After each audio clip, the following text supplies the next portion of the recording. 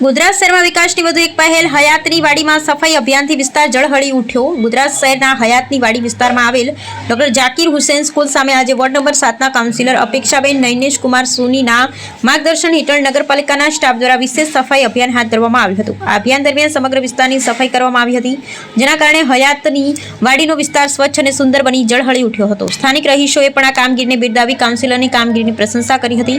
Councillor Apekshaben Nainesh Kumar સોનીએ જણાવ્યું હતું કે શહેરને સ્વચ્છ, સુંદર અને આધુનિક બનાવવા માટે નગરપાલિકાનો સમગ્ર સ્ટાફ સતત તેમની સાથે ખભેથી ખભા મિલાવી કાર્ય કરી રહ્યો છે। તેમણે નગરપાલિકાના તમામ અધિકારી અને કર્મચારીઓનો આભાર વ્યક્ત કરતા જણાવ્યું કે તેમના સંપૂર્ણ સહયોગથી જ વિકાસ અને સ્વચ્છતાના કાર્યો ઝડપથી પૂર્ણ થઈ રહ્યા છે।